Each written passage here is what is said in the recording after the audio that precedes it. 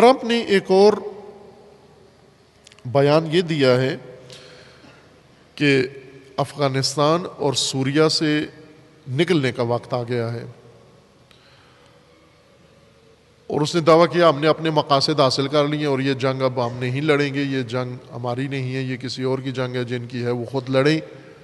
اس طرح کی بات اس نے کی ہے، لیکن واضح طور پر بہت دو ٹوک الفاظ میں ٹرمپ نے یہ کہا ہے کہ عراق سے ہم نہیں نکلیں گے، عراق میں رہیں گے، فوجی اپنا حضور، فوجی موجودگی اپنی قائم رکھیں گے، فوجی ساز و سامان، فوجی اپنے افواج کے دستے وہاں رکھیں گے۔ کیوں رکھیں گے؟ ایران پر نظر رکھنے کے لیے، ایران پر دباؤ ڈالنے کے لیے، ایران کو قابو کرنے کے لیے رکھیں گے عراق کے اندر۔ اب توجہ فرمائیں، عراق بہت ہی اہم خطہ ہے۔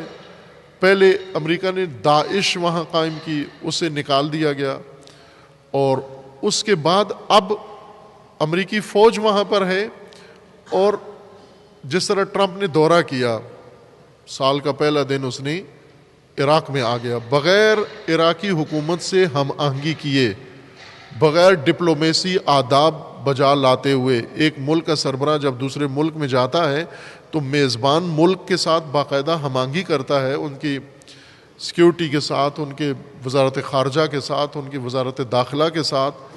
اس نے کسی کو نہیں بتایا، کسی عراقی کو پتہ نہیں تھا، کسی عراقی کو، نہ شیعہ عراقی کو، نہ سنی عراقی کو، نہ مذہبی عراقی کو، نہ سیکولر عراقی کو، نہ کردی عراقی کو، نہ عربی عراقی کو، کسی عراقی کو خبر نہیں ہے کہ ٹرمپ ہمارے ملک میں داخل ہو گیا ہے۔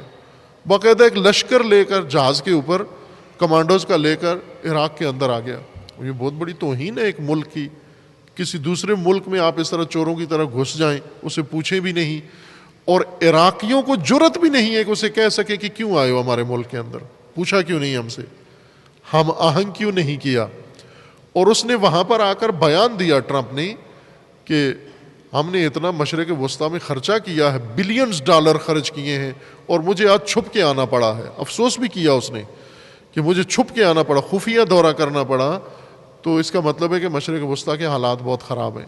افسوس بھی کیا، لیکن عراقیوں کے لیے زیادہ شرمندگی کا باعث بنا کہ عراق کی جو قیادت ہے سیاسی، اس کے لیے واقعا ننگ ہے یہ کہ یہ ان کی حالت ہے، ان کے ملک کے اوپر اس طرح سے دوسرا آدمی آ کے گھس جاتا ہے۔ اس سے زیادہ شرمناک بیان یہ ہے کہ عراق میں ہم بیٹھیں گے، عراق میں ہم رہیں گے، عراق میں اپنی فوج رکھیں گے، ایران پر نظر رکھنے کے لیے، ایران پر نگاہ رکھنے کے لیے، ایران کو کنٹرول کرنے کے لیے ہم عراق میں بیٹھیں گے۔ اب یہ اہل عراق کے لیے شرمندگی ہے، یہ شرمساری کی بات ہے، یہ ننگ ہے ان کے لیے یہ ٹرمپ کا یہ بیان۔ اب وہ علیحدہ بات ہے کہ ایران نے عراق کے لیے کیا کیا ہے، داعش سے جان چھڑائی ہے، تو ہر عراقی کو ایران کا شکر گزار ہونا چاہیے، فرد فرد کو ہونا چاہیے۔ برفرض اگر ناقدریں ہیں اور نہیں ہے یہ احساس ان کے اندر، تو کم از کم یہ جواب تو نہ دیں کہ امریکی لشکر داعش خونخوار اگر تمہارے ملک میں آ رہے اور ذبح کر رہا ہے فرد فرد کو پکڑ کے چھریوں سے، اور اس وقت ایران جاتا ہے پڑوس سے سابقہ ماضی کی تلخیاں بھول کر اور تمہیں نجات دلاتا ہے، داعش کو باہر نکالتا ہے، جبکہ ترکی اور عرب سارے مل کر داعش کے پشتبان تھے، اور عراق ڈوب رہا تھا، عربوں کی مدد سے نابود ہو رہا تھا سوریہ اور عراق، اور باقاعدہ وہاں کفرستان بننے جا رہا تھا، تکفیری حکومت بننے جا رہی تھی۔ ایسے میں یہ لوگ گئے اور انہوں نے جا کر آپ کو نجات دی ہے۔ اب جواباً آپ نے یہ جواب دیا ہے کہ اپنا ملک ایران دشمن، انقلاب دشمن ٹرمپ کے حوالے کر دیا ہے۔ وہ کھل کے دنیا کے سامنے یہ کہے کہ عراق میں ہم رہیں گے ایران کے اوپر نظر رکھنے کے لیے۔ ایران تو امریکہ کو ڈیل کرنا جانتا ہے، 40 سالہ جنگ ہے ایران اور امریکہ کے درمیان، اور بخوبی لڑی ہے ایرانیوں نے یہ جنگ امریکہ کے خلاف۔ لیکن عراقیوں کا اس میں کیا رول ہونا چاہیے؟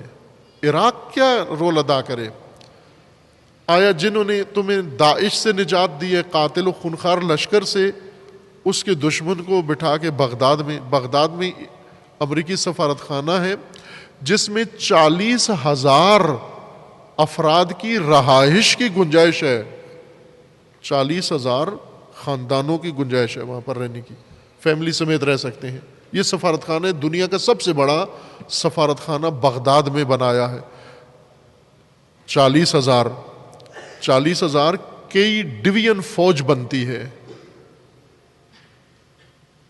کئی ڈویژن فوج بنتی ہے، 40,000 یہ فوج وہاں پر رکھے گا ایران کے اوپر حملہ کرنے کے لیے۔ یہ عراقیوں کو چاہیے کہ اس کی تلافی کریں۔ ذلت ہے اس بیان کے سامنے خاموش رہنا یا یہ موقع دینا امریکہ کو، اور یہ برداشت کرنا، یہ ذلت، یہ عراقیوں کے لیے مناسب نہیں ہے، شان حکومت عراق نہیں ہے۔